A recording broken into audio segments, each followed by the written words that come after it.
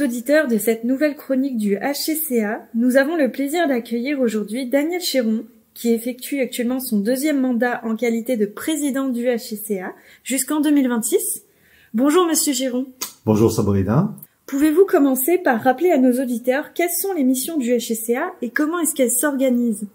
Alors, il faut préciser d'abord que le Conseil de la coopération agricole est un établissement d'utilité publique avec la personnalité morale. En France, il y a environ 1900 coopératives agricoles actives et environ 11 000 CUMA. Donc le HCCA a pour objectif, sa raison d'être, je dirais, c'est d'offrir aux coopératives le meilleur environnement possible pour leur développement. Et que dans ce cadre-là, nous sommes donc contributeurs à la fois de la définition, de la mise en œuvre et de l'évaluation des politiques publiques en matière de coopération agricole, et que nous sommes là aussi pour garantir le respect par les coopératives agricoles et leurs unions, le respect des textes, le respect des règles et principes d'organisation et de fonctionnement propres au monde de la coopération agricole. Alors, une des missions importantes du HCCA, c'est que nous sommes là pour agréer toute nouvelle coopérative ou éventuellement retirer l'agrément quand les principes ne sont pas respectés. Et nous avons, pour renforcer notre capacité d'action auprès des coopératives, une organisation de la révision, ce qu'on appelle la révision, qui a donc comme objectif de veiller, sur le terrain, là cette fois-ci, de veiller au bon respect des principes et des règles de la coopération agricole. En d'autres termes, nous avons une équipe de réviseurs qui sont au contact des coopératives et qui donc vont analyser le bon fonctionnement des coopératives. Donc je l'ai dit, l'importance de la coopération agricole en France, puisqu'elle représente donc 40% du secteur agroalimentaire. Donc nous sommes évidemment là aussi pour chercher des voies d'amélioration, de progrès de la coopération agricole pour qu'elle, quelque part, elle soit contributrice de la souveraineté alimentaire française et contributrice du développement de l'agriculture. Alors, en termes d'organisation, le HCCA est organisé avec un comité directeur qui pilote donc l'instance. Il y a 12 membres dans ce comité directeur. 7 sont représentants du monde agricole, sont élus par la profession. Et 5 personnalités qualifiées sont nommées par le ministre, donc chargé de l'agriculture et de l'alimentation. Donc ce comité directeur se réunit environ une fois tous les 2 mois et analyse bien sûr l'ensemble des sujets que doit traiter le HCCA. Nous délibérons sur un certain nombre d'avis qui résultent des travaux que l'on mène donc au travers de groupes de travail, au travers aussi des sections, puisque il y a 3 sections dans l'organisation, une section juridique, une section révision et une section donc économique et financière. Et donc justement, pouvez-vous, s'il vous plaît, nous expliquer le rôle de chacune de ces sections?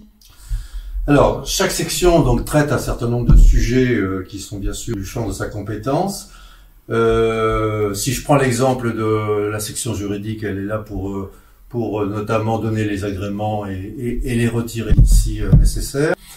Elle étudie aussi tous les textes, par exemple, aider les coopératives dans la rédaction de leur statut, dans la rédaction de leur règlement intérieur. Au niveau de la section économique et financière, elle traite un certain nombre de sujets plus économiques, donc elle a notamment comme vocation de consolider l'ensemble des comptes des coopératives. Donc nous avons un observatoire qui nous permet de mesurer la performance de la coopération agricole, performance à la fois donc bien sûr économique au travers du développement du chiffre d'affaires, mais aussi performance financière, notamment par l'analyse d'un certain nombre de ratios que nous consolidons, donc à la fois globalement et aussi par grands secteurs d'activité. Nous sommes capables de voir par exemple une vision plus précise de l'activité collecte et grain de la coopération agricole. Nous avons maintenant un observatoire de la viticulture, c'est récent, mais nous sommes aussi capables d'avoir une appréciation un peu plus qualitative d'un certain nombre de secteurs d'activité de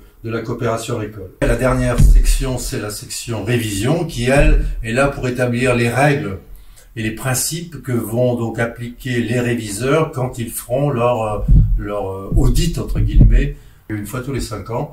Et qui nous permet là aussi d'avoir une bonne compréhension de ce qui se passe réellement sur le terrain. Parfait. Donc, le HCCA, outre ce pouvoir de contrôle, se veut être donc proche des coopératives agricoles. Il se positionne à leur côté pour les accompagner dans leurs évolutions. C'est d'ailleurs ce qui est mentionné donc dans le rapport d'activité HCCA 2022 qui est disponible sur son site internet. Est-ce que vous pouvez nous en dire plus par rapport à ça? Alors, le HCCA, il a comme vocation d'aider au mieux les coopératives dans un certain nombre de problématiques qui leur sont spécifiques. Alors, un point important, je crois, du travail du HCCA, c'est aussi un travail sur la gouvernance. Nous avons donc publié il y a maintenant 2 ans un guide de gouvernance pour les aider justement à mieux structurer, à professionnaliser en quelque sorte leur gouvernance. Donc dans ce guide, on y trouve un certain nombre de recommandations. Nous sommes là pour les aider, donc nous faisons des recommandations. Alors que ce soit en matière d'organisation de leur gouvernance, nombre d'administrateurs, féminisation des conseils, pyramide des âges par exemple, mais aussi dans leur fonctionnement, comment structurer la gouvernance en termes de comité d'audit par exemple, comité de rémunération, etc., pour quelque part avoir là aussi une qualité, je dirais, en termes de management de leur coopérative qui soit la meilleure possible. Alors, du coup, nous savons aujourd'hui que les coopératives agricoles évoluent tant bien que mal dans un contexte qui est quelque peu chahuté. Quels sont les sujets qui sont au cœur des préoccupations du HCCA à l'heure actuelle? La coopération agricole représente un chiffre d'affaires actuellement de plus de 100 milliards d'euros on a maintenant les chiffres de 2022 et elle représente plus de 100 milliards d'euros de chiffre d'affaires. Donc c'est considérable, ça représente plus de 40% de l'activité agroalimentaire. Bien évidemment, les coopératives ont des enjeux d'investissement importants, notamment par rapport à toutes les transitions qu'on connaît, transition bien sûr au niveau des exploitations agricoles, transition environnementale, transition énergétique aussi, qui sont des enjeux qui sont très très importants pour le monde agricole et le monde coopératif en particulier. Donc une des questions importantes que l'on doit traiter d'une certaine manière, c'est comment consolider les fonds propres des coopératives.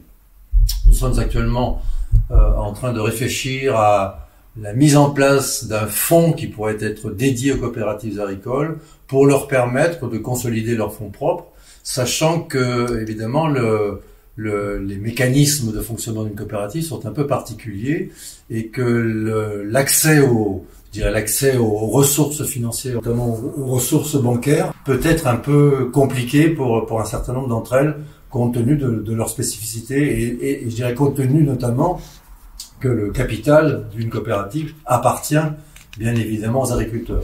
Donc évidemment, il ne s'agit pas de déformer le fonctionnement des coopératives en introduisant des financements qui viendraient perturber les équilibres des coopératives, mais il s'agit de trouver des ressources longues, pas trop chères bien évidemment, qu'il faut trouver un mécanisme qui soit quelque part compatible avec les spécificités de l'organisation d'une coopérative.